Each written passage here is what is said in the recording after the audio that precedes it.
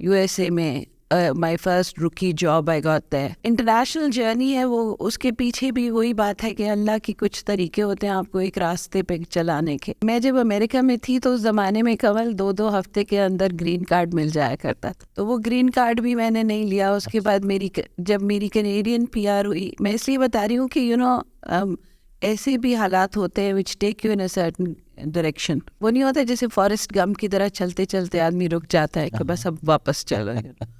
तो in this happened to me, I had a Forrest Gump moment and I said बस बहुत हो गया, अब घर चलो। We were the pioneers in telecom, Paktel, Instaphone, ये सारे जो थे 2 प्लेयर्स थे पहले, फिर 3 हुए, फिर कोई एक्विजिशंस हुई और अब आप जहाँ पे हैं वहाँ हैं। Because I was the director IT at Paktel. तो इन दी एंड कमल, ज़िंदगी में इंसान एक चीज़ कमाता है, मेरा ये मानना है कि आपका जो नेटवर्क है ना वो आपकी नेटवर्थ है। जी बिल्कुल। तो आप नेटवर्क कमाते हैं और नेटवर्क आपके साथ तब तक रहता है जब तक आपकी क्रेडिबिलिटी है। अस्सलाम वालेकुम जी, this is Kanwal Masroor from CXO global forum. जैसा कि आप जानते हैं हमने एक नई सीरीज़ स्टार्ट की है CXO पॉडकास्ट के नाम से, जिसमें हम हमेशा बड़े अमेजिंग लोगों को इनवाइट करते हैं यहाँ पे, जो कि अपनी जर्नी के बारे में बताते हैं और जिन डोमेन में वो लोग एक्सपर्ट होते हैं उसके बारे में हम बात करते हैं। आज हमारे पास बड़े ही एक अमेजिंग गेस्ट हैं जिनको पर्सनली मैं बड़ा ज़ाती तौर पे पसंद करता हूँ। उनको हम आयरन लेडी भी कहें तो ज़्यादा अच्छा है। So please welcome Samina Rizwan. अस्सलाम वालेकुम समीना, कैसी हैं? वालेकुम अस्सलाम कमल, आज तो हमने मैचिंग की हुई है। ऐसा ही है, आज ये कोइंसिडेंटली हुआ है कि मैंने देखा कि फ़ोन करके मैं प्लान नहीं किया था। ज़बरदस्त हो गया। कैसी हैं आप? ठीक ठाक हैं? अल्लाह का शुक्र है जी, thank you very much. Ramzan मुबारक सबको। Thank you for having me Kamal, this is quite an honour. Thank you so much, thanks for coming. और हमने आपको सुबह सुबह जो है आज इंगेज किया। इट्स ऑल कि आज छुट्टी भी है, बट हमने कहा लेकिन मौसम अच्छा है बाहर, तो बाहर निकलना, I was quite happy. Very pleasant. अच्छा, हम थोड़ा सा आई थिंक स्टार्ट करते हैं विद योर जर्नी। आपने अच्छा खासा माशाल्लाह इंडस्ट्री में काम किया है, so that we wanted to know कि ये जो आयरन लेडी बनी है ये कैसे बनी? पता नहीं आयरन लेडी बनी कि नहीं बनी, बहुत सारा तो इट्स बाय एक्सीडेंट। वो कहते हैं ना कि life is 10% what happens to you and 90% how you deal with it. क्योंकि जो होना है वो तो होना है। लेकिन I have been accidental professional in the IT community, I didn't mean to be here. But short story ये है कि when I went to the United States with my parents, जो मेरे वालिद जो थे उनकी वहाँ पोस्ट थी फ्रॉम द एयर फोर्स, तो मुझे कोई सब्जेक्ट ऐसा लग नहीं रहा था मज़े का। तो मैंने रैंडमली देखा कि ये एक चीज़ होती है, उस ज़माने में उसको कहते थे इलेक्ट्रॉनिक डेटा प्रोसेसिंग, EDP। तो मैंने कहा ये इसका मुझे कुछ पता नहीं है क्या मतलब है, तो ये वाला पढ़ लेती हूँ। तो वो टीनेजर्स जैसे होते हैं, I was a little casual about my education. But जब मैं उसमें गई एंड देन आई थोड़ा मुझे समझ आना शुरू हुआ, फिर मैंने USA में my first rookie job I got there. तो फिर वो हो गया, it became part of life. But जो इंटरनेशनल जर्नी है वो, उसके पीछे भी वही बात है कि अल्लाह की कुछ तरीके होते हैं आपको एक रास्ते पे चलाने के। तो माय हस्बैंड इज़ अ शहीद ऑफ द एयर फोर्स, और उनके जाने के बाद वो हालात ऐसे बने कि मुझे बाहर जाना पड़ा। और ये भी एक इंटरेस्टिंग बात है कि मैं जब अमेरिका में थी तो उस ज़माने में केवल 2-2 हफ्ते के अंदर ग्रीन कार्ड मिल जाया करता था। अच्छा। मेरे सब फ्रेंड्स को, यानी हमें कुछ इतना कोई उसकी सिग्निफिकेंस ही पता नहीं थी। We are all college going students, there was a bunch of us, Pakistanis, Indians, Middle Easterners, Europeans, हम एक मिक्स्ड सा क्राउड थे। सब ने एक एक करके लिया। और जब मेरी बारी आई और IT उस वक्त शुरू हो रहा था, this was good early 80s kind of time है। तो मुझे तो यही पता था कि मैंने तो घर वापस आना है। और फिर यही हुआ, मेरी अम्मी ने मुझे खींचा वापस और कहा पढ़ लिया, अकेले रह लिया, जो करना था कर लिया, अब घर आके शादी कर। And then I married a military officer. तो वो ग्रीन कार्ड भी मैंने नहीं लिया। उसके बाद जब मेरी कैनेडियन पीआर हुई, मैं इसलिए बता रही हूँ कि ऐसे भी हालात होते हैं which take you in a certain direction. तो वो भी ऐसे हुई कि I had a job offer and I said नहीं, मुझे नहीं आना, और मैं वहाँ जाके काम क्या करूँगी, मेरी सारी फैमिली यहाँ पे। तो दे सेड हम आपका पीआर करते हैं। अच्छा, मुझे समझ ही नहीं आई कि ये पीआर होता क्या क्या है? कि ये कागजात आप इस वेबसाइट पे जाएंगे कर ले। खैर वो हो गया Okay. और बड़ी जल्दी थी, यानी 3-4 महीने में हो गया। एंड देन फिर भी मैं नहीं गई। तो होते होते फिर ये वक्त आया कि व्हेन रिजवान वाज गॉन, तो उसके बाद मेरे जो छोटे 2 बच्चे हैं उनके साथ आई मूव टू दुबई, और बड़े जो दोनों थे वो कनाडा चले गए पढ़ाई के लिए। खैर fast forward, Dubai 15 odd years, Singapore about 3 to 4 years, I think. I was with this great company called Oracle Corporation. Immense respect I have for it. One of the best brands to work for. One of the best groups of executives to work with and learn from. तो तकरीबन 20-21 साल मैंने Oracle के साथ गुजारे, और फिर one fine day मैंने सोचा, वो नहीं होता जैसे फॉरेस्ट गम की तरह चलते चलते आदमी रुक जाता है कि बस अब वापस चलो। तो in this happened to me, I had a Forrest Gump moment and I said बस बहुत हो गया, अब घर चलो। अच्छा, तो अब घर कहाँ था, घर तो यही था, बिकॉज और तो कोई घर के लिए ऑप्ट नहीं किया। तो आई केम बैक एंड उस दौरान जो कुछ सीखा, I think if I were to say the points और the moments I am very proud of, humbly proud, कि मुझे लगता है व्हेन आई लुक बैक कि ये मेरी कुछ कंट्रीब्यूशन थी। we were the pioneers in telecom, Parktel, Instaphone, ये सारे जो थे, 2 players थे पहले, फिर 3 हुए, फिर कोई acquisitions हुई, और अब आप जहाँ पे हैं वहाँ हैं। We were some of the first people to work in telecom because I was the director IT at Parktel. उसके बाद मैंने Oracle को स्टार्ट किया पाकिस्तान में, और बहुत लड़ झगड़ के और बहुत परसिस्टेंस और जिसे कहते हैं ना पेशेंस के साथ, सब्र के साथ मैंने पाकिस्तान को Oracle Systems Private Limited बनाया। अच्छा। पाकिस्तान में रजिस्टर किया।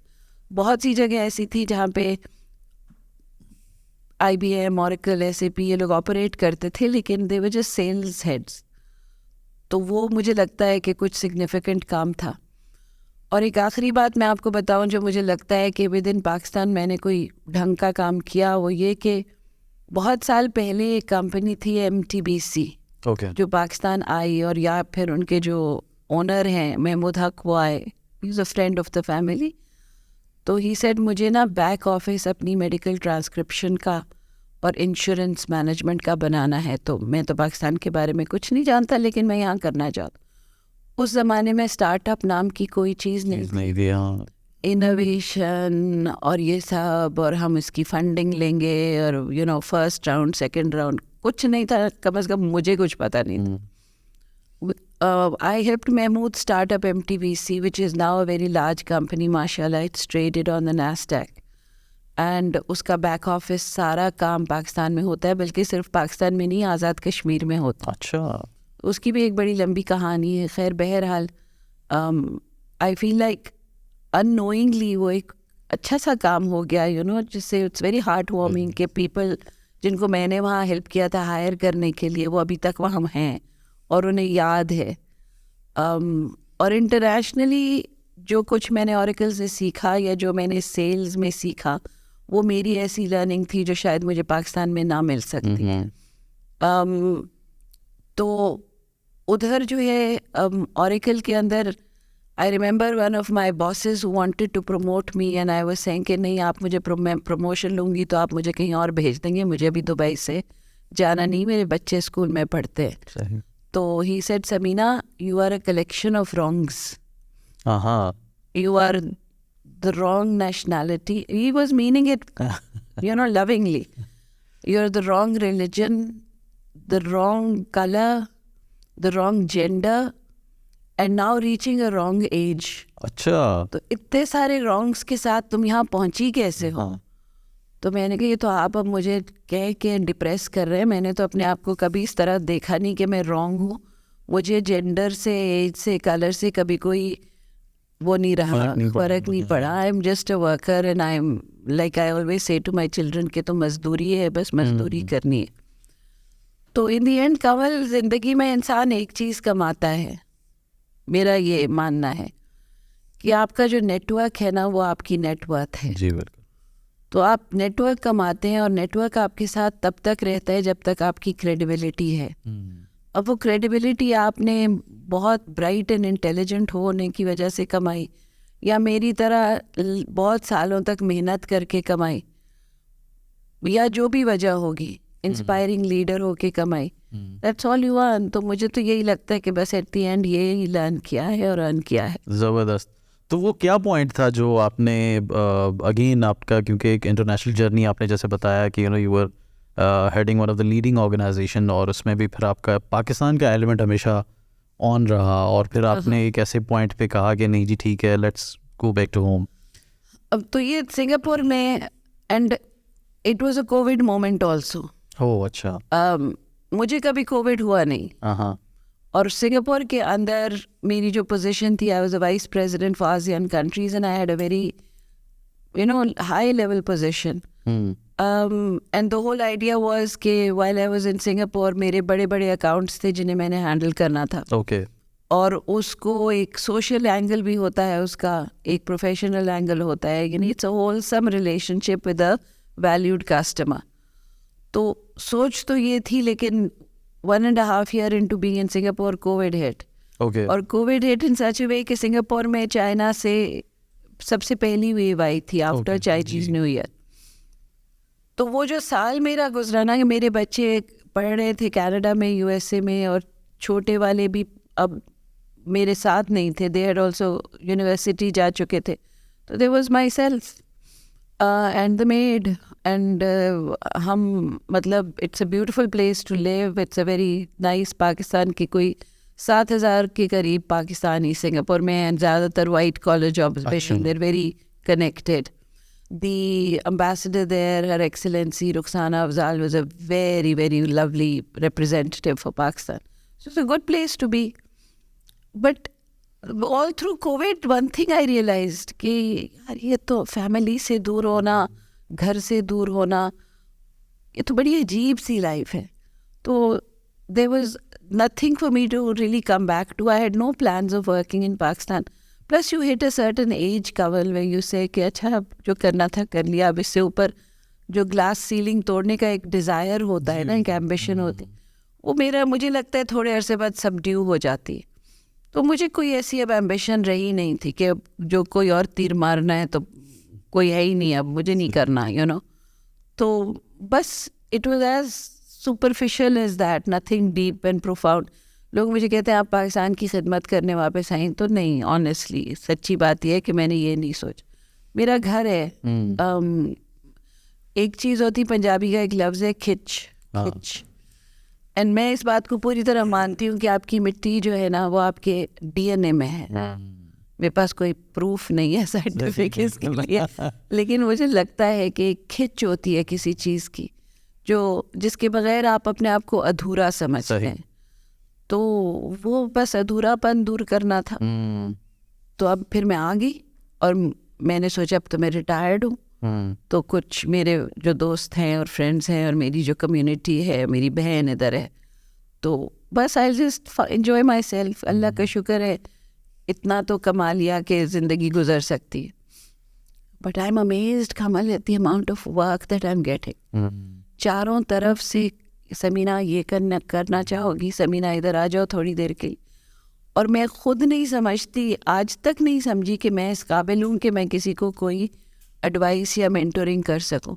बट जब मैं किसी से एंगेज करती हूँ तो लगता है कि रिजल्ट्स अच्छे आ जाते हैं, तो कुछ तो होगा थोड़ा बहुत। तो बस अब आई एम सो बिजी कि मैं वो सैटरडेज को भी ये कुछ कर रही हूँ।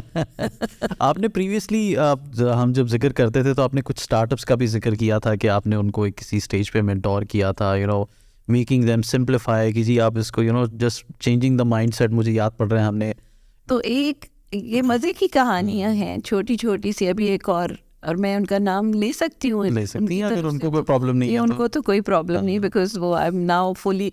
मेरा ये ख्याल है कवल कि ये जो मेंटोरिंग है ना, ये इसको हम बहुत लाइटली लेते हैं। एग्री। ये टीचिंग नहीं है, ये कॉपीइंग नहीं है, ये फॉलोइंग नहीं है, ये बड़ा डीप लफ्ज़ है. ये वो वाली चीज़ है जो पुराने ज़माने में 1-on-1 नहीं होते थे, दरख्त के नीचे बैठ के एक उस्ताद एक शागिर्द, और वो शागिर्द उस्ताद के लिए पानी भी लाता था, उसकी जगह को भी साफ़ करता था बैठने के लिए, और सुबह शाम किसी भी वक्त वो बैठ के एक तालीम हासिल करते थे. It was a 2-way connection. मुझे लगता है मेंटरिंग बड़ी ख़ास और बड़ी डीप चीज़ है. तो मैं मेंटरिंग से बड़ा डरती हूँ. ओके. क्योंकि मुझे बहुत काम करना पड़ता है उसके लिए. तो मैंने कभी इतना ऑफ़र नहीं किया कि मैं किसी को मेंटोर करूँगी. पहली बात तो मुझे लगता ही नहीं कि कुछ मैं कर सकती हूँ ज़्यादा. तो ये एक सीड वेंचर्स का एक पिचिंग लीग टाइप हुई थी फॉर एग्रीटेक. ओके. तो मुझे फ़ोन आया सीड से, और वो भी बड़ा अच्छा उन्होंने उसको मॉडरेट और मैनेज किया. I mean I have been very surprise, happily surprised कि पाकिस्तान में कुछ चीज़ें बड़ी हाई क्वालिटी की हो रही हैं. तो उनका फ़ोन आया तो दे सेड समीना आप पिचिंग लीग में जजिंग नहीं आपसे करवानी हमने, आप उनकी पिच डेक पे हेल्प कर दें. तो आई सेड पहली बात तो मुझे एग्री टेक का कुछ पता नहीं है, पहले तो मुझे वो सिखाओ. और दूसरा ये कि मैंने जो इतने साल सेल्स किए हैं उसमें पिचिंग वाली बात नहीं आती. उसमें एक रिलेशनशिप बिल्डिंग, पर्सोना को क्रिएट करना, समझना, problem statement, pain points. And then I realize कि वही कुछ है जो कि पिच डेक में भी होना चाहिए काफ़ी हद तक. तो one has done that all one's life, right? So I got this one young man from Faisalabad. His company's name was Zamindar, Zubair Chaudhry, very capable young man. तो वो बाहर से पढ़ के आया, लेकिन है वो ज़मींदार फैमिली का. तो he wanted to marry the two. और वो काम करता है, उसकी जो ज़मींदार टेक है वो सप्लाई चेन के मिड स्ट्रीम पे है, यानी सीड्स का काम करते हैं. अप स्ट्रीम डाउन स्ट्रीम नहीं है. रिटेल तक जाते हैं तो डाउन स्ट्रीम है, लेकिन सीड्स हैं. It's not agri farming type चीज़. तो वो थोड़ा सा उसका जो उसका वैल्यू प्रोपोजिशन था वो फ़र्क था. उसकी पिच डेक जो थी वो 26 स्लाइड है. ओह. तो I told him Zubair this death by power point is not on. अगर तुम 3 स्लाइडों में मुझे समझा नहीं सकते हो तो वीसी तो तुम्हें इतना टाइम देगा ही नहीं. सही. So we took 2-3 weeks and I did a lot of templating with him. We went through a lot of research कि कुछ लोग बहुत अच्छा ऐसे भी कर लेते हैं, लेकिन हम अपना खुद एक वो बनाना चाहते थे. We personalized a few things. मज़े की बात ही we ended up with 7 slides, very sharp, how a model is different from a plan, what the addressable market versus what, people do that all the time, लेकिन समझ के reference करके करना एक और लेवल की बात है. तो वो उसके साथ हमने ज़ुबैर के साथ, Zubair one a prize for it. He came in second and I got a lot of calls from the agri-tech community कि we heard you mentored him, thank you, he was really good. So after a while, like the third sitting, fourth sitting, he said to me, ma'am मुझे समझ आ गई है बस. अच्छा. अब आप मुझे ना बताएं. उसके बाद he would argue back with me कि नहीं मैं यूँ नहीं हुई करूँगा, मुझे इसकी समझ आ गई. That's where you want to be, that this is where you want to get with a mentee. So that was a very inspiring and heartening experience for me as well. आजकल मैं एक young lady के साथ काम कर रही हूँ. Her name is Bushra Latif. I haven't asked Bushra if I can talk about her, but I don't think she'll mind. She has a startup called Nani.pk. अच्छा. तो Nani.pk जो है वो न्यू पेरेंट्स को पेरेंटिंग एडवाइस देती है. It's an app. Nice. अच्छा. हाँ. And she has a online market as well where she sells certain things. तो ये एक बिल्कुल अलग चीज़ है. जबरदस्त. तो उसकी पिच बड़ी स्ट्रॉन्ग है, लेकिन उसका मोड Nani.pk वाला नहीं. फ्रॉम द पर्सनल एंगल उसको हमने थोड़ा सा वैसे ठीक किया. एक मैंने आपको MTBC की कहानी बताई, और उससे पहले भी कुछ ऐसे वक्त आए हैं जब मुझे लगा कि मैंने कुछ सिखाया है किसी को तो उनको उसका फ़ायदा हुआ है. बट जब आपके और अब जो पिचिंग, और मज़े की बात ये है कि अब with National Incubation Center in Peshawar and with the NIC team and the Ignite activities, अब मैं ज़्यादा इन्वॉल्व हो गई हूँ. I am on the advisory board of the national incubation centre in Peshawar. Very nice. तो पिचिंग लीग्स के अंदर मुझे बड़ा मज़ा आता है कि जो नई नई आइडियाज़ होते हैं. I am not the expert, there are many who are experts in this space, but it's a good learning for me as well. I think 2-3 ऐसी और कहानियाँ होंगी, बट मोर और less it's like. I think ये बड़ी thin lines हैं, because हमारे यहाँ मेनली जो मैंने भी ऑब्जर्व किया है कि एक तो मेंटोर मैक्सिमम ये करता है कि वो कुछ मिनट्स वीक के जो है वो उनके साथ जूम पे या कॉल पे ले लेता है, and he just get the progress report कि क्या क्या हुआ, क्या डिलीवरेबल्स हुए. तो इतना उतर के एक मेंटोर के लिए काम करना, तो आई थिंक ये बड़ा एक ऐसा एलिमेंट है जहाँ पे स्टार्टअप को एक बहुत बड़ी वैल्यू नज़र आती है. सेकंड थिंग जो आपने ये बोला कि मेकिंग प्रॉब्लम स्टेटमेंट्स और फिर उसके हिसाब से आपका जो एक बिज़नेस मॉडल डिज़ाइन करना, फिर उसमें से रेवेन्यू मॉडल्स निकालना, ये भी एक बड़ा ऐसा एलिमेंट है जो मुझे लगता है कि बहुत सारे ऐसे स्टार्टअप्स जो हैं वो मिस कर जाते हैं. एंड दैट्स वेयर कि इन स्टार्टअप्स का एक सबसे बड़ा कंसर्न है कि ये स्टार्टअप इकोसिस्टम सिर्फ बर्गर लोगों के लिए रह गया है. तो मैं चाहूँगा कि इस पर भी थोड़ा सा बताएं आप. अच्छा, मज़े की बात यह है कि मैंने जो देखा, और मैंने आपको पहले अर्ज़ की कि मेरा सेल्स एक्सपीरियंस ग्लोबल जो है, because one would deal with very high up decision makers and influencers. तो वो एक कम्युनिकेशन ही आपकी फ़र्क होती. आप अस्यूम कर लेते हैं करेक्टली कि हमें बहुत कुछ इंडस्ट्री के बारे में दोनों को पता है, आपको वहाँ जाने की ज़रूरत नहीं है. Now you moving on. लेकिन एक चीज़ जो बार बार सिखाई जाती है, और companies like Oracle corporation have a very progressive learning program for everybody. यानी जिस तरह डॉक्टर और इंजीनियर्स सारी उम्र पढ़ते रहते हैं, तो हम भी सारी उम्र पढ़ते ही रहे, 20 साल पढ़ते ही रहे. हर साल एक नया एंगल, एक नया कम्युनिकेशन पैटर्न. Very nice.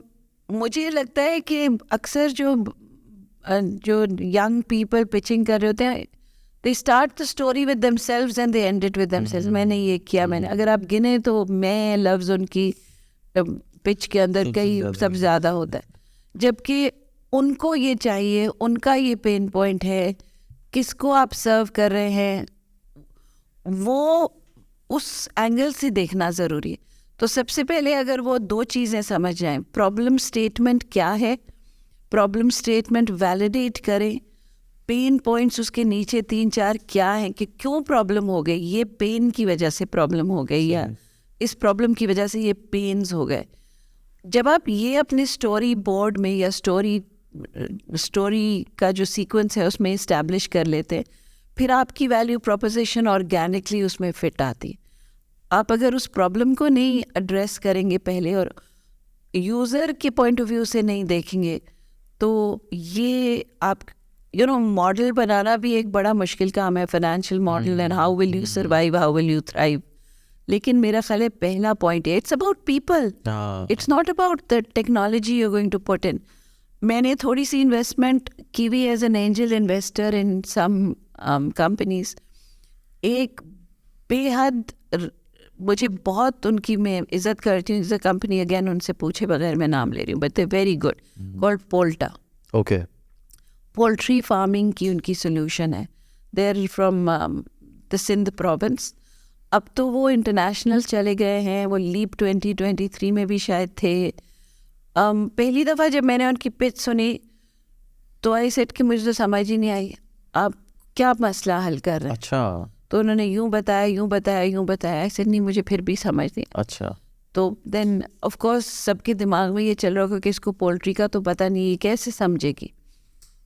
तो बात तो सच थी, लेकिन आई सेड मुझे पोल्ट्री का पता नहीं है, लेकिन मुझे मनी मेकिंग का पता है. बट एज अ लेमैन मुझे समझाना तो मुझे अगर आप मुझे नहीं समझा सकते, मुझे लगता है मैं थोड़ी बहुत इंटेलिजेंट हूँ, तो जो बिल्कुल ही ले पर्सन होगा उसको आप कैसे समझाएंगे. तो पहले तो 1-2 पिचेस में हमारी थोड़ी बैक एंड फोर्थ होती रही, दे वर रेजिस्टिंग. फिर एक दिन वो आए वापस, very capable young man, they said ma'am, हमारी वैल्यू प्रोपोजिशन ये है कि हम हर पोल्ट्री फार्म को महीने के महीने इतने लाख रुपए बचा सकते हैं. सही. ऐसे तब ये मुझे समझ आ गई, कमर्शियल एलिमेंट आ गया. हाँ, क्योंकि जो पोल्ट्री फार्मर है वो आपकी टेक्नोलॉजी तो नहीं समझेगा ना, उसे समझने की ज़रूरत होनी चाहिए. ये ज़रूर उसका पेन पॉइंट है कि वो पैसे नहीं कमा रहा, वो चला रहा है, मे बी रेड में नहीं है, मे बी ब्रेक इवन कर रहा है, लेकिन वो पैसे नहीं कमा रहा. उसको आप ये बताएंगे कि मुर्गियों की मैस डिजीज जो होती है उसको आप यूं ठीक कर सकते, फिर भी वो पैसे नहीं कमा रहा, यू नो, टैक्सेस कम हो गए फिर भी वो कमा नहीं रहा। तो आपकी सोल्यूशन में क्या चीज़ है जो किसी 1 2 3 चीज़ों को एड्रेस करती है जो आपको पैसे कमाने दे, और आपने एक नंबर भी लगा दिया उस पर कि X number of rupees I will, X lakh rupees I will help you save. तो ऐसे ये सबको समझ आ जाएगा। तो इसको इतना सिंप्लीफाई करो कि बस ये समझना है। बेहतरीन। ऑफ कोर्स मुझसे बहुत ज़्यादा उनको अपनी डोमेन के गुरुज हैं अब, और अब वो मुझे लगता है सेल्स के भी गुरुज हो गए, बिकॉज उन्होंने इतनी associations, poultry association of Pakistan और 2-3 और को उन्होंने मतलब दे आर सर्विंग देम। और ये छोटा सा एक्सेलरेटर प्रोग्राम है कॉल्ड स्केल-एक्स, उनके ये कोहॉर्ट में शामिल है। तो scale-x and I have an investment relationship, तो उसके अंदर हमने बड़ी मज़े की छोटी छोटी सी स्टार्टअप्स को शुरुआत। ज़बरदस्त। आप प्रीवियसली वो थोड़ा सा फ्रीलांसर्स के लिए भी बता रही थी कि यू नो अमेजिंग अपॉर्चुनिटी है to the bottom of the pyramid, वो भी मैं चाहूँगा थोड़ा सा ब्रीफ करें। थोड़ी सी फ़लसफ़ियाना बात है। अभी हम बात कर रहे थे कंवल के पाकिस्तान में, यू नो, 70 साल से आप सुन रहे हैं कि बड़े नाजुक दौर से गुजरते ही रहते हैं, वो नाजुक दौर ख़त्म होके नहीं दे रहा। तो लेकिन मैं जो सोचती हूँ, शायद ये मेरी पर्सनालिटी का फ्लॉ है, मेरे लिए पेसिमिज्म बड़ा मुश्किल है। सही। और मैं हिस्ट्री को बहुत पढ़ती हूँ, मुझे लगता है जो तारीख़ नहीं पढ़ते ना, वो अपने एक छोटे से सर्कल के अंदर रह जाते हैं कि आज के दिन मैं इधर से यू नो गिर गई तो बस ये हो गया, आज के दिन मेरे साथ ये हो गया तो बहुत बड़ी बात हो गई। आपको ये सर्कल तो बड़ा छोटा है, हिस्ट्री तो आपकी थाउजेंड्स ऑफ ईयर्स की है, कम से कम हमारे लैंड की, कम से कम बड़े सग़ीर की। तो इसलिए मैं ऑप्टिमिस्टिक हूँ। और मैं क्यों ऑप्टिमिस्टिक हूँ, यानी पिछले साल 8 लाख से ज़्यादा, 8 से 10 lakh talented, educated, skilled people Pakistan छोड़ के चले गए। ब्रेन ड्रेन कह सकते हैं आप उसे, लेकिन आप उसको यूँ भी देख सकते हैं कि यही लोग किसी दिन वापस आएंगे। बिल्कुल। आप देखें कि इमिग्रेंट डायस्पोरा ने बाकी मुल्कों के लिए क्या कुछ किया, और हमारे मुल्क के लिए भी इमिग्रेंट डायस्पोरा ने क्या कुछ वैल्यूज़ क्रिएट किए हैं। तो आई डोंट थिंक उसको नेगेटिवली लेना चाहिए। हाँ, उसमें कुछ बैलेंस होना चाहिए कि mass exodus is not a healthy thing. लेकिन आप ये देखें कि जो ऊपर का टियर है, जिसका प्लान भी हो सकता है कि पाकिस्तान नहीं चलेगा तो नहीं चलेगा, हम बाहर चले जाएंगे। सही। मैं उसको भी बुरा नहीं समझती, इंसान का हक है। नबियों वलियों ने भी हिजरत की है, तो हम तो छोटे लोग हैं। तो आपका प्लान बी होता है तो आप हमेशा थोड़े से सॉफ्ट रहते हैं कि नहीं चला तो वहाँ चले जाएंगे, राइट।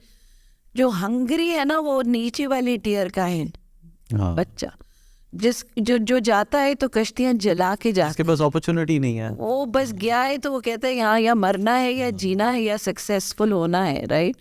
आप देखें कि हमारे जो बहुत सबसे सक्सेसफुल लोग हैं हमारी इंडस्ट्री के ये अंदर, जो अमेरिका में या यूरोप में बहुत उनकी कंपनियाँ 6-6 बिलियन 9-9 बिलियन की बिकी, उनके 13-13 14-14 पैटेंट्स हैं।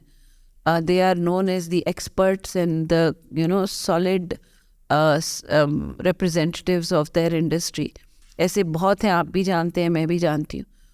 वो अक्सर बड़े मीडियोकर बैकग्राउंड से, अक्सर, बिल्कुल, क्योंकि जब वो गए तो उनके पास कुछ नहीं था और वो बड़ा कुछ कुर्बान करके यहाँ से गए। तो ये जो टियर है ना, ये उठेगा ना जब, तो तब रेवोल्यूशन आएगी। 5,000 लोगों से रेवोल्यूशन नहीं आती, 5 लाख से रेवोल्यूशन आ सकती है, ठीक है। लोग मुझे अक्सर कहते थे व्हेन आई वेंट ग्लोबल के इंडिया के अंदर तो देखे ना इतने IIT IIM से मेरा, I mean they're very good institutions and academic values, but LUMS भी है, IBA भी है, किसी से पीछे नहीं है, नस्ट फास्ट कोई भी नहीं है, जिकी देख लें आप। तो उस ज़माने में हमें इनके कंपैरिजन में छोटा समझा जाता था, and I have had experience of both, so I can tell the difference.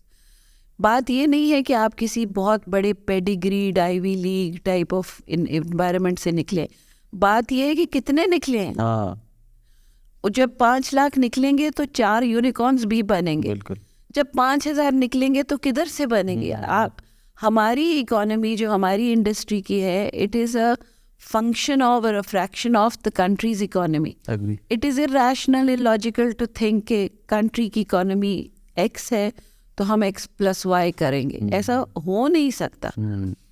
तो ये जो टियर है ना, अब इसको क्या एडवांटेज मिली है? इस टियर को ये एडवांटेज मिली है कि टेक्नोलॉजी घर में आ गई है, पहले नहीं आई थी। अब आप देखें कि मैं उस दिन एक वर्ल्ड बैंक की रिपोर्ट पढ़ रही थी, मैंने कोट तो यहाँ कर रही हूँ, मैं आपको उसकी लिंक भी भेज दूँगी। वो होम बेस्ड वर्कर्स के बारे में है। एक उनका प्रोग्राम वो शुरू कर रहे हैं called start, I think, which is वो home based workers. These are people की जैसे जो रेडी पे जाके छोले बेचता है, तो वो सारी रात उसकी बीवी या बहन या माँ बहन के बैठ के बनाती है, तो वो सुबह जाता है बेचने के लिए, ठीक है ना। तो वो जो होम बेस्ड वर्कर है वो काउंटेड नहीं है, वो इकोनॉमिक वर्कफोर्स में काउंटेड नहीं है, बिकॉज वो घर में बैठी। इसी तरह फार्मिंग के अंदर है जो औरतें काम करती हैं, वो तो खैर मर्द भी जो काम करते हैं वो काउंटेड नहीं। तो कुछ नंबर था कि 4.4 मिलियन होम बेस्ड वर्कर्स हैं पाकिस्तान में, वो are not in the system. या जिनको आके नहीं, जो एक आदमी आता है वो रॉ मटेरियल दे जाता है, आप यहाँ थैलियाँ बनाएं, आप यहाँ बनाए, रैपर बनाए, वो काउंटेड नहीं है। तो 4.4, शायद मैं कुछ नंबर में गलती करें, लेकिन 4 पॉइंट समथिंग था नंबर। अच्छा। उसमें से 3.x औरतें थी। ओके। आप देखें कि कोई ऐसी जगह नहीं होती जहाँ जेंडर है इतना टिल्टेड टुवर्ड्स वुमेन हो, इतनी ज़्यादा औरतें। और उसकी एक वजह है, कल्चरल कंस्ट्रेंट्स हैं, वो घर में बैठ के काम करती हैं, बच्चियों को बाहर जाने की इजाज़त नहीं है, वो पढ़ नहीं पाती, वो कमाएं कैसे? अभी उनकी शादी नहीं हुई तो वो घर, या शादी हो गई, घर में बच्चे हैं, तो अंदर ही बैठ के काम कर सकती। तो अब ये जो लोग हैं, ये होम बेस्ड वर्कर्स, इसी तरह अगर आप इसको कन्वर्ट कर दें टेक्नोलॉजी फ्रीलांसर्स के अंदर, क्या बात है। तो वो तो लॉजिस्टिकल तो उनके इश्यूज ही खत्म हो गए ना, बिकॉज क्या अकेली जाएगी बाहर। और अब ये हो रहा है ना, टियर 2, टियर 3, टियर 2 सिटीज़ और टियर 3 कस्बे में। और कल हम बात कर रहे थे खान नेटवर्क के लोगों के साथ, और वो कह रहे थे कि चित्राल में और गिलगित बल्तिस्तान में ऐसा बहुत काम हो रहा है। अच्छा। I know girls sitting in Jhang, जो ग्राफिक डिज़ाइनर्स हैं, जो ऑनलाइन प्रोजेक्ट्स पकड़ती हैं और उनको $20, $50 पर डे या कुछ इस तरह का मिल जाता। कुछ तो हैं जो हज़ारों कमा रहे हैं, आपको पता है, डॉलर्स में कमा रहे हैं। तो हमसे तो वो बेहतर रहे कि कम से कम उनको रुपए के गिरने की तो फिक्र ही नहीं है। तो ये टियर जब उठेगा ना, और अभी I think there is a quiet revolution happening in the freelance market. Okay. And it is not, it doesn't care government आई गई, हुकूमत सिर्फ जिस चीज़ पे वो केयर करते हैं वो यूएसबी स्टेट बैंक के rules and regulations about bringing money in Pakistan. वो तो कुछ करना पड़ेगा ना, आपने मुश्किल कर दी ज़िंदगी सबके लिए। तो वो पैसा बाहर कमाते हैं, शायद बाहर ही रख लेते हैं, वो काउंट ही नहीं होते हमारी इकोनॉमी में। तो जो अनअकाउंटेड फॉर अनडॉक्यूमेंटेड इकोनॉमी, तो हम सब जानते हैं कि वो अगर डॉक्यूमेंट हो जाए तो बड़ा सब्सटैंशियल फ़र्क पड़ जाए। एक बुक थी, C.K. प्रहलाद एक राइटर हैं, हार्वर्ड के प्रोफेसर थे, उन्होंने लिखा था Fortune at the bottom of the pyramid. उन्होंने ये लिखा था माइक्रो फाइनेंस के बारे में। पर्सनली मैं उस हाइपोथेसिस को ऐसे ही रिजेक्ट करती हूँ as a person, because as a believing person and my own philosophy about life or what my religion teaches me maybe, कि जो भी चीज़ आप सूद पे बना के रखेंगे वो बरकत वाली नहीं हो सकती। तो मैंने वो हाइपोथेसिस उस पॉइंट ऑफ व्यू से, माइक्रो फाइनेंस के पॉइंट से, तो मेरा पर्सनल, मैं क्यों न होती हूँ किसी चीज़ को रिजेक्ट करने वाली, लेकिन मुझे वो बात इतनी जमी नहीं। लेकिन यही Fortune at the bottom of the pyramid, जहाँ स्किल्स की बात है, तो वो तो सॉलिड है, वो कर सकते हैं। आपके घर में नेटवर्क पहुँच गया, आपके घर में नॉलेज थोड़ी सी पहुँच गई, इन्फॉर्मेशन आ रही है, आपको फ्लो ऑफ इन्फॉर्मेशन इतना अब उसमें करना ये है कि जैसे women have access to cellular phones और smartphones तो नहीं, बस अब cells facilities way less than men. और मर्दों की मतलब पूरी पॉपुलेशन की बड़ी है, लेकिन उसमें औरतों का जैसे 22% या कुछ इतना स्टेक है. आपने उसको बढ़ाना है for the gender balance also, because this gender balance will affect everybody. उसी तरह फिर इंटरनेट पेनिट्रेशन बढ़ रही है, लेकिन ओवरऑल ज़्यादा होनी चाहिए. ये काम आप इनेबलिंग कर देना तो बस काफ़ी है. आई थिंक बड़ी एक मास अवेयरनेस की ज़रूरत है. हमने एक GDL प्रोग्राम किया था, girl digital leader, back in 2016, और हमने बड़ा पेनिट्रेट किया था बल्दिया टाउन जैसे इलाकों में, कराची में और लियारी में भी. उसमें हमें बड़ा एक अमेजिंग एक एक्सपीरियंस हुआ कि बहुत सारी ऐसी जो नर्सिंग होम्स में जो सीख रही हैं या जो जॉब कर रही हैं, उनको मोबाइल एक्सेस भी नहीं था. तो या तो अपने भाई का या अपने वालिद का मोबाइल यूज़ करती हैं. तो हमने उनको यही कहा कि अगर आप डिजिटली एम्पावर्ड होना चाह रही हैं तो आपको ये तो चीज़ रिक्वायर्ड होगी जिसका आपको बात करनी चाहिए.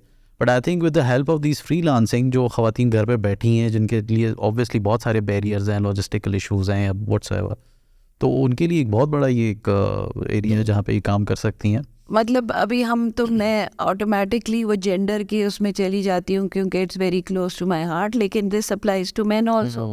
अब आप अगर फाइनेंशियल इंक्लूजन की बात करें, हमारे बैंकिंग सिस्टम, कहीं भी बैंकिंग सिस्टम को एक आईडी एलिमेंट ये है कि आपका सेल फोन का सिम. हाँ, तो नाजरा ने भी कोई इस तरह रिसेंटली मैंने सुना है कि उन्होंने पेमेंट का स्टार्ट कर लिया. जब आपके पास सिम ही अपने नाम का नहीं होगा तो आप तो आपकी आइडेंटिटी नहीं, बिकॉज आप आइडेंटिटी आपकी डिजिटल हो गई ना, तो उसमें ये वाले एलिमेंट शामिल होते हैं. जब वो नहीं होगा तो आपकी फाइनेंशियल इंक्लूजन हो नहीं सकती. अग्री.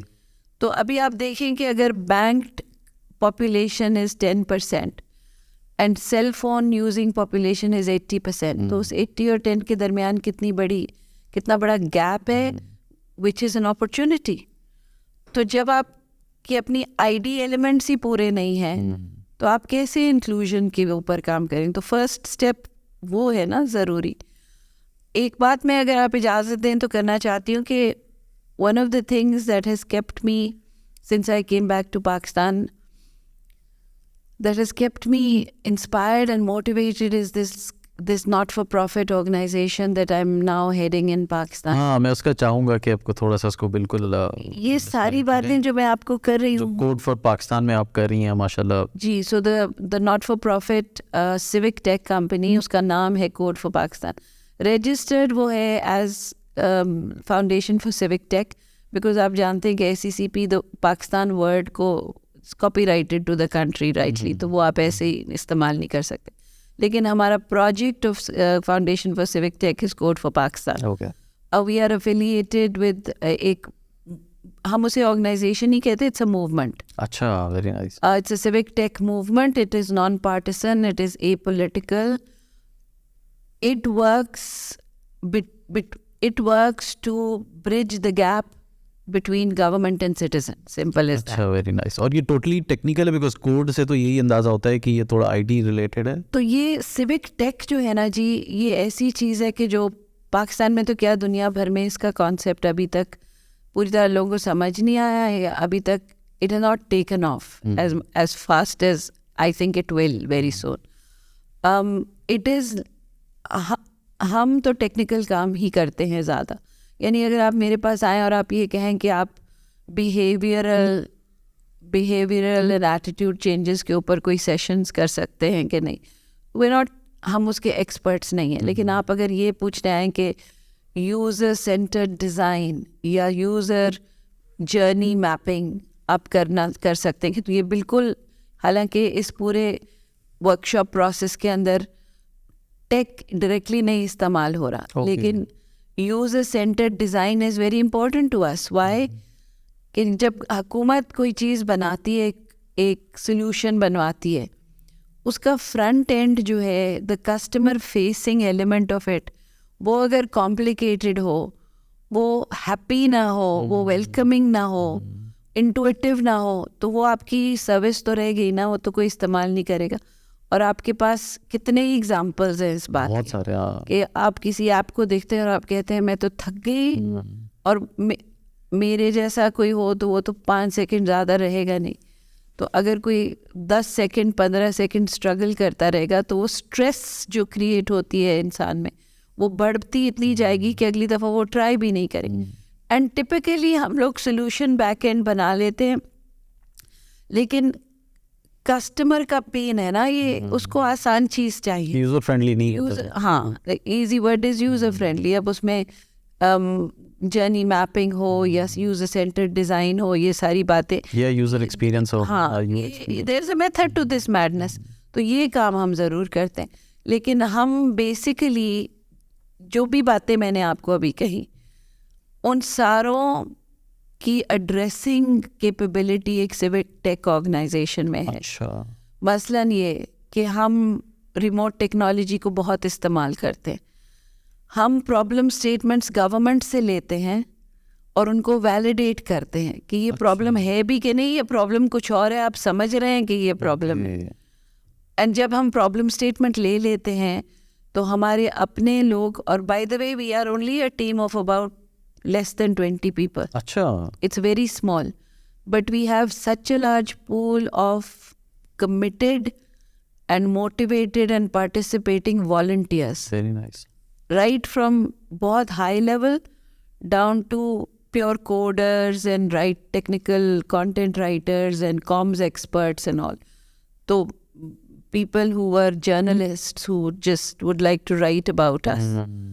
तो वो सारे मिल के एक सोल्यूशन बनाते हैं. वो सोल्यूशन हम MVP करके गवर्नमेंट को दिखाते हैं. ओके. और फिर हम उसको डिप्लॉय करके सस्टेनेबिलिटी उसकी और सपोर्ट गवर्नमेंट के हवाले करते हैं. अच्छा, वेरी नाइस. ये मॉडल हमने एक फेलोशिप के अंदाज में भी किया हुआ है. ये मॉडल हम डिजिटल सॉल्यूशंस डेवलपमेंट में भी करते हैं. अब आप देखिए इसके अंदर क्या क्या फ़वाइद हैं आपके. नंबर 1, हुकूमत के साथ आपका डायरेक्ट रिश्ता बन रहा है. क्यों हुआ? क्योंकि technology has given me a voice. इससे पहले मैं हुकूमत को कैसे ख़त लिख के बताती थी, हाँ, वो मिला भी नहीं मिला उसकी भी नहीं पता, जा के बताती थी. सही. अब आप ट्वीट करें ना एक, हाँ, तो पता चल जाता है दुनिया को. ठीक है, तो technology has allowed me a direct communication channel with the government. बात ये भी है कि गवर्नमेंट जितनी भी बड़ी है 22 करोड़ नहीं है, 23 करोड़ नहीं है. अब 23 करोड़ में से अगर 5% 2% भी उनको पूछना शुरू कर देना तो बहुत है, बहुत बड़ा नंबर है. ठीक है, वो इसका प्रेशर आता है. Numbers better, right. तो ये भी मुझे टेक्नोलॉजी ने पावर दिया. तो व्हाट इज दैट मीन कि पावर हैज बीन डेमोक्रेटाइज्ड. ठीक है, जब मैं ये कर सकती हूँ तो मेरे पास स्किल है.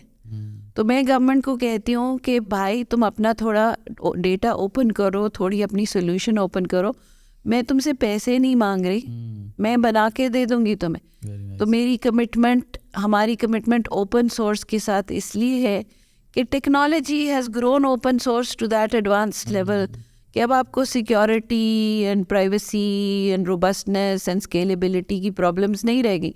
पहले तो हम ये कहते हैं ना IP बहुत बेहतर है, यानी लाइसेंस सॉफ्टवेयर, बिकॉज ये जो फ्री सॉफ्टवेयर है इसका तो पता नहीं जी सिक्योरिटी है कि नहीं. होगा ना, एक ज़माने में ऐसा था. मैंने खुद ये आर्ग्यूमेंट्स बहुत इस्तेमाल किए, because I was selling IP, right, and truck loads of IP, millions of dollars worth of IP. तो अब ये कहानी बदल गई है क्योंकि open platform, open data, open policy, this is the order of the day. The writing is on the wall. जब वो ओपन हो गया तो विद इन कंस्ट्रेंट्स आप मेरे साथ शेयर करेंगे कुछ, तो मैं आपको उसके ऊपर एक यूज़र एक्सपीरियंस या यूज़र ऐप फ्रेंडली इंटुइटिव बना के दे दूँ. बिल्कुल सही है. तो हम ऐसी चीज़ें बनाते हैं और हम उसे गिटहब पे डाल देते हैं और हम दुनिया को बता देते हैं कि भाई ये पड़ा हुआ है, वेरी नाइस, इस्तेमाल करो. उसके आगे आप चले ज़रा. जब ये टेक्नोलॉजी है तो मुझे मौका मिलता है कि मैं उन सोर्सेज को टैप करूं जो किसी ने नहीं किए. Skilled workers, women, underserved communities, constrained communities, challenged communities. For example, हमने एक internship for innovation, women's innovation internship program शुरू किया है. अभी वो KP में चल रहा है. पहला जो हमारा पायलट था कमल, उसमें 9 लड़कियां थी. अच्छा, 9 ख़वातीन थी. ये हमने KPIT बोर्ड के साथ किया, आपने भी अभी एक सेशन किया डॉक्टर अली महमूद के साथ, ब्रिलियंट विजनरी। मैं KPIT बोर्ड की इसकी स्टीयरिंग कमेटी में भी हूँ, तो मेरी काफ़ी इन्वॉल्वमेंट उनके साथ रहती दे है। Are like so responsive and so engaging and partnering और collaborative के अब लगता ही नहीं आप किसी गवर्नमेंट के इदारे के, टिपिकल गवर्नमेंट के इदारे के साथ काम करें। 9 लड़कियां थी और वो थी कहाँ से? कड़क, बाजौड़, मोहम्मद एजेंसी, चारसदा आदि जगहों के पास तो नेटवर्क ही नहीं था। तो अब हमने सारा प्रोग्राम 100% रिमोट किया, क्योंकि पोस्ट कोविड नई बात थी और ये आ भी नहीं सकती थी। किसी का बेबी है, किसी का हज़ारों कंस्ट्रेंट्स हैं। तो हमने PTCL को, यूफोन को, टेलीनॉर को एंगेज किया कि हमें डिवाइसेस दें within minutes, within days, literally minutes to make a decision. People like Irfan Wahab के हो जाएगा, उससे बात कर लो, you know. हमें डिवाइसेस मिल गई, पैकेजेस मिल गए, वो हमने उन लड़कियों को दे दिए और हमारा सारा काम।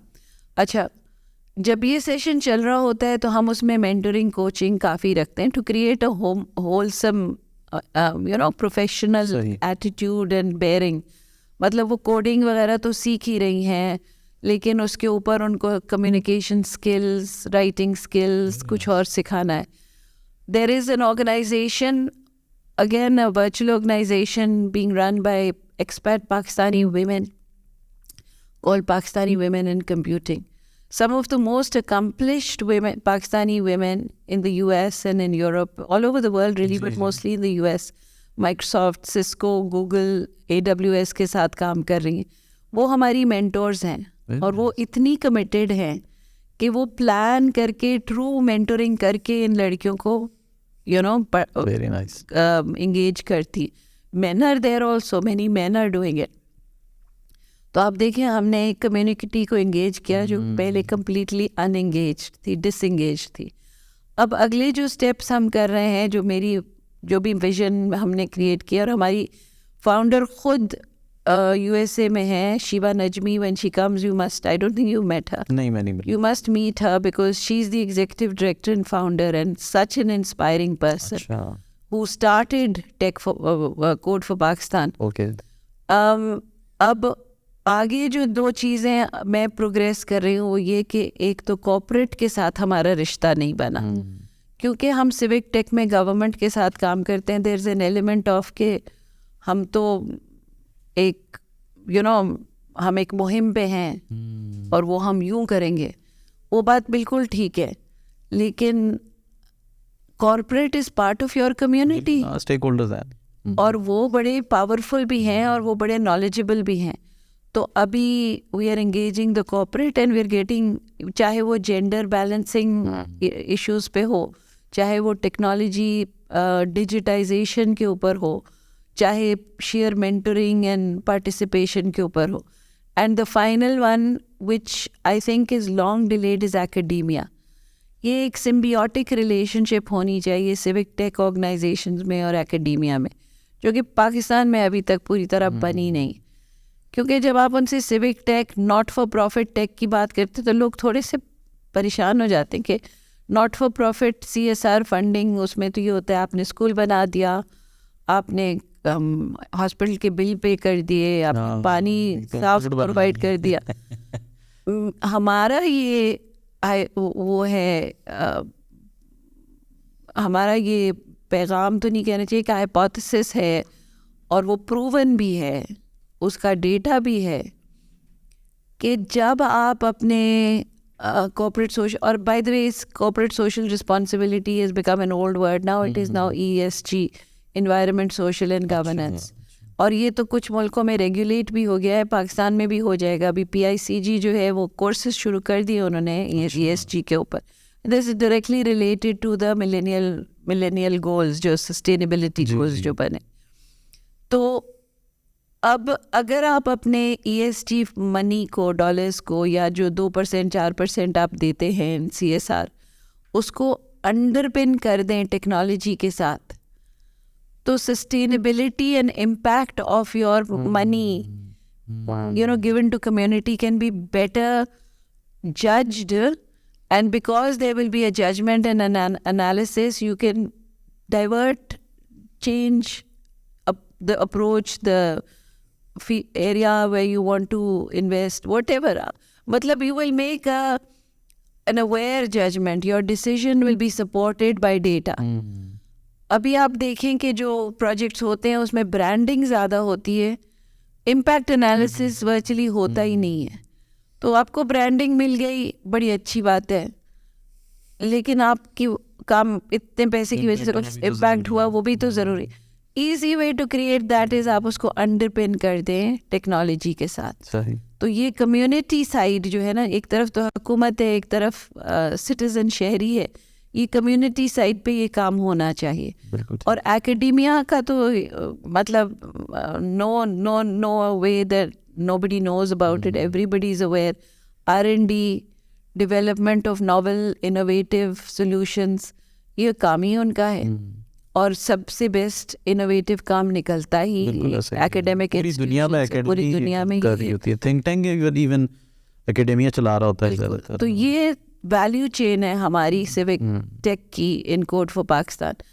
And this is something for 20 years which I have not done.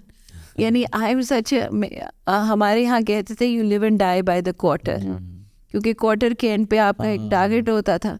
तो हमारी कम्युनिटी के अंदर यहाँ तक था, मेरे जो बॉस थे, इज़ अ सऊदी फेलो, माशाल्लाह, he very very capable man. वो अब सीनियर वाइस प्रेसिडेंट है, गूगल के साथ हैं.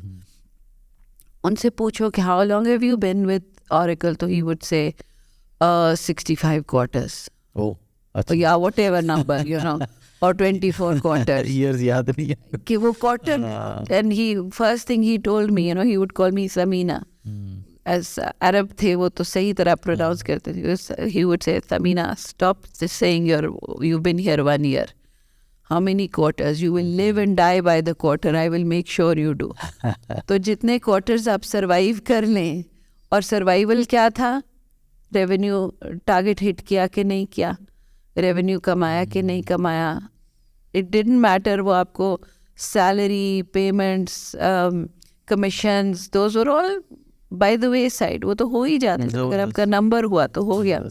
आपने जैसे अभी जिक्र किया कि कॉर्पोरेट वाला साइड जो है वो आपका जो है, हम चाहेंगे कि CXO के साथ मिल के, CXO ग्लोबल फोरम के साथ मिल के इस एरिया को, गैप को फिल किया जाए, because we are the largest corporate network. तो उसमें भी हम इंशाल्लाह नियर फ्यूचर आपके साथ मिलके हम काफ़ी सारे इनिशिएटिव्स में मिलके काम करेंगे इंशाल्लाह. तो अभी आई थिंक आप लोगों का कोई एक्टिविटी भी चल रही है for 10 years I guess. Yes, we are in our 10th year in Pakistan. It is our 10th year anniversary. It's actually on April 6th, लेकिन हम उसको सेलिब्रेट ज़रा बिकॉज रमज़ान के बीच में होंगे, तो हमने अपना कैंपेन शुरू कर दिया.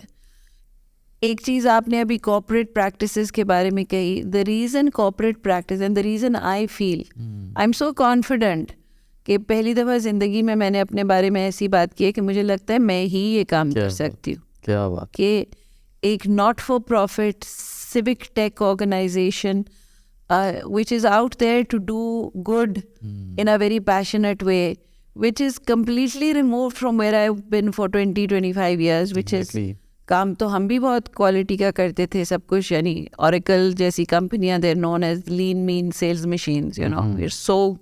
We have created it into such a science, you know. लेकिन पैशन थोड़ी रिमूव्ड थी, you know, कि it was about giving really solid solutions, good solutions, but it was done in a very scientific and that sort of a manner. लेकिन corporate practices जो है ना कवल, they are very useful because वो over decades, over you know long periods बनी है. How you document things, how you present things, how you structure your organization, आप objectives हर एक का क्या रखते हैं, आप KPI क्या इस्टेब्लिश करते हैं, ये सब चीज़ें एक कॉर्पोरेट स्ट्रक्चर है, एक अप्रोच है. वो चीज़ जब आप ले आएँ और आप उसको कंट्रोल रखें कि बिल्कुल कॉर्पोरेट ही ना हो जाए आप, तो वो जो मिक्स है ना वो बड़ा सक्सेसफुल मिक्स है. तो ये चीज़ मैं अभी उस स्ट्रक्चर को इंट्रोड्यूस कर रही हूँ कि we become more disciplined and organised.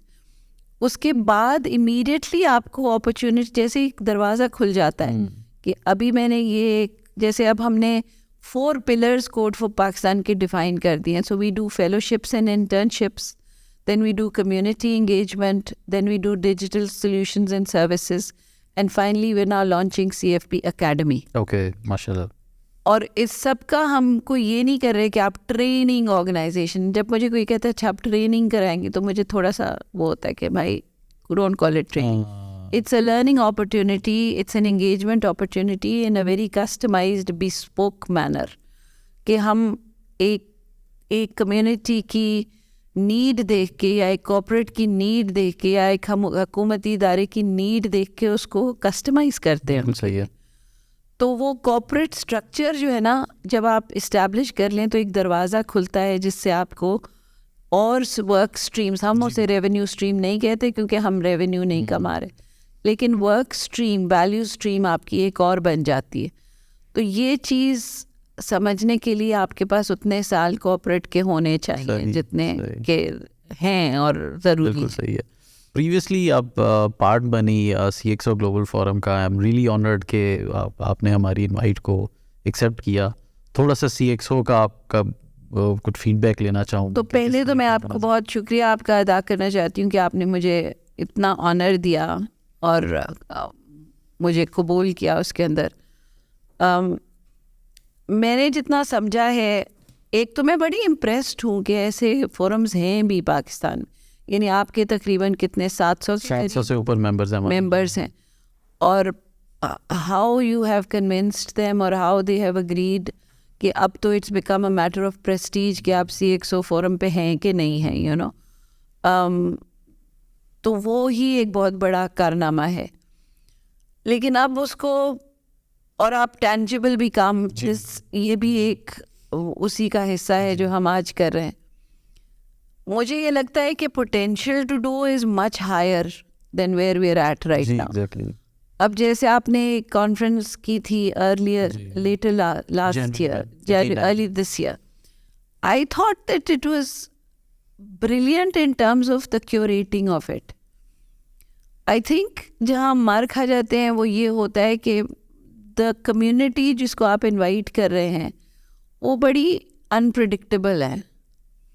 और क्योंकि अभी तक ब्रांडिंग उस तरह की नहीं हुई, उस लेवल की नहीं हुई कि जहाँ पीपल वुड से कि अच्छा वो इस महीने होना है वो फोरम, जी बिल्कुल, मैंने 3 महीने पहले रजिस्टर कर लिया, वहाँ नहीं पहुँचे हम. और जो डिजिटल समिट है उसको जैसे आप फर्दर डीपन करके गवर्नमेंट डिजिटल समिट कर, यू नो, लोग हुकूमत का नाम लेके ये समझते हैं कि यार हुकूमत को बीच में डाल रहे हो, फीता काटेंगे आके चल. ऐसा नहीं रहा अब, यू नो. अगर आप गवर्नमेंट डिजिटल समिट टाइप चीज़ भी कोई करेंगे तो एक ये है कि आप हुकूमत को एंगेज कर लेंगे, कम्युनिटी के साथ एंगेज कर लेंगे, और हो सकता है और ऐसा होगा भी कि वो बहुत ज़्यादा वैल्यू आपके लिए लेकर आए, बिकॉज हुकूमत के लोग भी अब बहुत कुछ नहीं, काफ़ी सारे लोगों ने हमें हमारे इसका पार्ट बने और वी आर ग्रेटफुल कि जी वो अब इसमें अच्छी खासी वैल्यू देख रहे हैं. और आपकी बात बिल्कुल ठीक है. तो मतलब ये कि मैं एक थीम की बात कर रही हूँ ना, तो उसको थीमेटिक करके थोड़ा टाइम लगेगा. पहले दिन नहीं हो जाएगा, बेबी स्टेप से ही चल रहे हैं ना. बिकॉज देखिए हमारे लिए we have nothing to lose. हमें अभी इसको इतना बड़ा ग्लोबली स्ट्रक्चर करना है. अभी रिसेंटली हमें एक सऊदी इन्वेस्टमेंट भी मिली है और फिर अब हम वहाँ पे ऑफिशियली हम वहाँ प्रेजेंट भी हो रहे हैं अब सऊदी अरब में. फिर और अब तो आप देखें सऊदी अरब में लीप के बाद तो अब तो सब कुछ वो centre of the universe in terms of innovation बनता जा रहा है. मई जून जो है फिर हमारे अब यूके में भी प्रॉपर एक फिजिकल प्रेजेंस हो रही है हमारी, फिर इन दुबई एंड US. तो ये साल हमारे लिए बड़ा एक you know going global, because हम भी एक स्टार्टअप की तरह, we are only 3 years old company. बिल्कुल. और अभी हमारा 4था सीजन चल रहा है. तो आपने जो काम किया है इतने से टाइम में बहुत ज़बरदस्त किया. Thank you. जो आपके टीयर्स हैं, जो बिल्कुल टॉप टीयर के लोग भी आपके फोरम में हैं, मेरा ख्याल है कि उनको थोड़ा सा शेक करके, क्योंकि जब आप इंटरनेशनल इवेंट्स लेके जाएंगे या इंटरनेशनल इंगेजमेंट करेंगे तो हज़ारों कनेक्शंस हैं लोगों की बाहर. Like if you go to Saudi Arabia, it would be silly of me not to call you and say Kamal I will introduce you to these many friends of mine. उनसे बात करें और उनके साथ कुछ नेटवर्क ही होता है ना. तो वो उस नेटवर्क को सॉलिडिफाई करने के लिए इन टर्म्स ऑफ टैंजिबल आपके पास मवाद सारा मौजूद है. अब वो आप सही कह रहे हैं कि baby steps are better than trying to leap forward, but I think you will get there. So congratulations. Thank you so much जी, and thanks for being part. अभी छोटा सा हमारा एक वो होता है जिसमें हम थोड़ा सा एक पर्सनालिटी एनालिसिस करते हैं, थोड़ा सा हम बोरिंग डिस्कशन से भी हट जाते हैं. तो वहाँ पे मैं चाहूँगा कि कुछ चीज़ें आपसे पूछो. आपका फेवरेट सोशल मीडिया कौन सा है और उसको कितना यूज़ करती हैं आप और क्यों है? ये मेरी मजबूरी है कि मुझे सोशल मीडिया यूज़ करना पड़ता है, वरना मैं कोई सोशल मीडिया पे इतनी एक्टिव, लोग मानेंगे नहीं लेकिन मैं कोई मर्जी से इतनी एक्टिव नहीं होती. लेकिन मेरे लिए most useful is LinkedIn. Okay. Because मेरी मैसेजिंग जो है वो थोड़ी सी कॉम्प्लेक्स है और उसके लिए थोड़ा सा अटेंशन स्पैन ज़्यादा चाहिए. थोड़ा मैं लिंक्डइन के अंदर पर्सनलाइज भी, because I believe in story telling. everything, even technology and everything tangible in terms of impersonal things is also a story. उस स्टोरी में थोड़ा सा आप अपना आप डाल दें तो वो थोड़ी सी इंटरेस्टिंग हो जाती है. तो मैं घबराती नहीं हूँ ये करने से लिंक्डइन के ऊपर. इंस्टा पे तो मैं रहती हूँ बच्चों को स्टॉक करने के लिए, और अब मुझे ये पता चला है कि बच्चों के और भी अकाउंट्स हैं जिसमें मैं मौजूद ही नहीं हूँ. तो और फेसबुक इज़ वेरी प्राइवेट. तो बाकी Twitter, I am not a great Twitter because वो छोटी छोटी प्रोवोकेटिव बातें करना मुझे अच्छा नहीं लगता इतना. तो I think LinkedIn. Early riser हैं? कभी भी नहीं इतनी रही early riser, except that I am a mom and moms can not afford to sleep for very long. लेकिन अब ये हुआ है कि कोर्ट फॉर पाकिस्तान की जो छोटी सी टीम है ना, वो सारे नाइट आउल्स हैं. ये वॉलंटियर्स भी और हमारे जो टीम मेंबर्स भी हैं, देर गीक्स, दे लाइक, उनसे बात कर लो एक टेक्नोलॉजी की, वो आपके साथ 2 घंटे उसकी बात करते रहेंगे. तो वो सारी रात जागते हैं और रात को हमारी महफिल जमती है. मतलब व्हाट्सएप के ऊपर कि रात को सब काम करें. शीबा जो है सैन डिएगो में, वो उनकी सुबह होती है तो वो थोड़ी बिजी होती है, लेकिन she is watching, she is participating. तो रात को अब हम काम इतनी देर तक करते हैं कि फिर early rise in the morning. तो देखिए ना, ये भी एक आपको लिबरेशन मिली है ना कि अगर if you start late doesn't matter, we work from home, we have a little office. आप जा चुके हैं हमारे ऑफिस में, उसमें हम सारे तो पूरे ही नहीं आ सकते. अगर किसी ने ऑफिस जाना है मीटिंग के लिए तो वो चला जाता है, नहीं तो हम घर से काम करते हैं. हमारे कुछ वर्कर्स काफ़ी पेशावर में हैं. कोई एक मुबस्सिर जो है वो स्वाबी से शायद काम करता है. आधा वक्त तो मुझे पता ही नहीं होता कि वो हैं कहाँ. और कुछ हमारे टीम मेंबर्स हैं जो कि they are there for part time work, और वो they are serving the US market at night. तो वो जागे होते हैं रात को. तो अर्ली राइजर वाली बात तो अब नहीं रह गई. फेवरेट डे, वर्किंग डे या weekends? I am not very social any more, Kanwal. I have a small group of friends. तो मेरे लिए तो आई एम अ होम बॉडी. मुझे आप कहीं कहें कि बाहर जाना है तो वो भी मैं कोई इतना शौक से नहीं जाती. तो working days are my, I am a workaholic. I have accepted it late in life. मुझे सारी उम्र लोग कहते रहे कि तुम वर्कaholic हो, एंड आई वुड से नहीं, मैं तो ऐसे ही, इतना तो करना ही पड़ता है. But I am okay. Weekdays are fine with me. Favourite place कौन सी है? You mean in terms of geography? हाँ, मतलब जाने के लिए you love going maybe in Pakistan, outside of Pakistan. Pakistan is on the bucket list because मैंने इतना पाकिस्तान काफ़ी देखा, because I was married to a military officer. I was born to a military officer. They all, वो सब पाकिस्तान को बहुत explore करते हैं. लेकिन अब मुझे लगता है मैंने पाकिस्तान को बहुत कम देखा. कोई दुनिया की मुल्क में कोई 90+ फिर चुकी हूँ इन माई वर्क. मैं उस दिन काउंट करी थी और कोई एक आधी रह गया होगा जो कि जहाँ पे मैं नहीं गई. अफ्रीका से लेके साउथ एशिया से लेके यूरोप एंड USA सब जगह. लेकिन जहाँ भी मैं गई हूँ, मुझसे आप पूछ लें एयरपोर्ट कैसा है, होटल कैसा था, ऑफिसेस कैसे हैं. आप मुझसे ये पूछेंगे कि फ़लानी जगह तुम गई टूरिज़म के लिए, ऐसे नहीं, मुझे टाइम नहीं मिला. तो वो मैंने बेवकूफ़ी की है इतनी ट्रैवल के साथ, उसके लिए टाइम नहीं निकाला. लेकिन my favourite places are You know, it's funny, Portugal was very अच्छा endearing for me. Portugal की जो Islamic history है वो बड़ी fascinating है. Okay. And people wouldn't think, you know, a country like I had nothing to do there other than some conferences and a couple of times or 3-4 times that I went.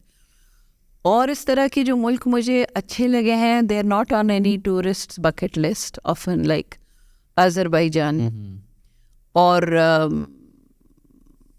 you know, cities in Spain which are they're not the Madrids of the world. लेकिन अगर मैं बिल्कुल distress होने जाती हूँ तो मैं अपने घर जाती हूँ, which is दुबई. Okay. मुझे दुबई ने बहुत आराम, बहुत सुकून अच्छा दिया है ज़िंदगी में. मैं ऐसे वक्त पे दुबई गई थी जब my life was going through a very Okay. Traumatic period, और मेरे बच्चे छोटे थे, और you know it was, I call it my decade of tears, because उस वक्त, और सबसे ज़्यादा मेरी प्रोफेशनल प्रोग्रेशन भी उसी वक्त में हुई, Okay. Surprisingly, because I turn to work. You know, जब मुझे कुछ समझ नहीं आता था तो मैं काम करने बैठ जाती. But my children were happy there, Kanwal. It was safe, it was welcoming, it was accommodating. All of the things that, you know, their mission in life now is, that's another story for another time, to be the happiest destination in the क्या world. बात है. अच्छा इतना simple सा उनका एक mission है, कोई लंबा चौड़ा नहीं. हमने इकोनॉमिक ग्रोथ ये करनी है, क्योंकि उसके अंदर सारा कुछ आ जाता है ना, कि we want to be the happiest destination in the world. तो हर चीज उन्होंने उसी तरह रखी है कि इतनी उनके मसाइल भी हैं, गलत बातें भी हैं, यू नो, कुछ एटीट्यूड के इश्यूज भी हैं, सब है, लेकिन हर जगह होते हैं. लेकिन आप एक बार उस सिस्टम में आ जाएं तो आपको जो सुकून और आराम और सिक्योरिटी मिलती है वो अक्सर जगह नहीं. एक्सेलेंट तो for me Dubai is home. Excellent. Samina, अगर इस प्रोफेशन में ना होती, इस इंडस्ट्री में ना होती, आईटी में ना आती या टेक में ना आती, तो आपकी फेवरेट इंडस्ट्री क्या होती? यहाँ तो मैं बाय एक्सीडेंट आ गई. I am an accidental technologist. मैं तो राइटर हूँ ओके. और स्टोरी टेलर हूँ. अपने दिमाग में तो हूँ ही, बाकी किसी को मेरी स्टोरी पसंद आती है नहीं, वो मुझे पता नहीं. I would have been a writer, Kanwal, and I think I would have made a good. अभी भी मैं लिखती हूँ, बट वो मैं यूँ लिखती हूँ कि मुझे डर पड़ा रहता है कि पता नहीं ठीक लिखा कि नहीं, ट्रेनिंग तो हुई नहीं. लोग कहते हैं कि मैं अच्छा ही लिख लेती. अच्छा. I would have been an artist of some sort. I am not I'm a Piscean. तो Pisceans are I'm told they're more arty. और मुझे जो इंथ्रॉल करती है ना चीज़, वो आर्ट्स हैं. मुझे टेक्नोलॉजी उस पॉइंट से लेट इन लाइफ इंथ्रॉल करना शुरू हुई है, जब मुझे समझ आई है कि टेक्नोलॉजी से इंसानियत की खिदमत हो सकती है. Very nice. जब तक टेक्नोलॉजी मुझे पैसे कमा के दे रही थी तो मुझे उसके साथ कोई लगाव नहीं. And that was the reason I was very successful, क्योंकि मैं उसको बड़ा कट एंड ड्राई तरीके से देखती थी कि ये रेवेन्यू, ये प्रॉफिट, ये इन्वेस्टमेंट, ये यू नो. लेकिन जिस दिन मुझे ये समझ आ गई, थोड़ा टाइम लगा, कि मैं किसी बैंक के लिए भी कोई काम कर रही हूँ ना, तो उससे मेरे जैसे एक कंज्यूमर को फ़ायदा हो रहा है, और मैं उस कंज्यूमर की चेहरे पे देखती हूँ और वो मुझे कहता है कि oh you were in that project, you know, great improvement. Then I realised कि यहाँ तो मैं कुछ इम्पैक्ट क्रिएट कर सकती हूँ.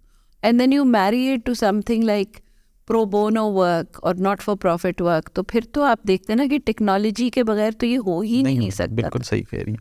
तो होती, तो मैं ये समझती हूँ कि अब मेरा गोल ये है कि मैं किसी तरह आर्ट को इसके साथ घुसा दूँ कहीं पे, क्या बात, ताकि वो शौक भी पूरा हो जाए. But I would have been an artist of some sort. Success को कैसे डिफाइन करती हैं आप? ये तो आप हर एज पे हर एक की अलग डेफिनेशन है. एक वक्त था कि just getting my career of the ground was success.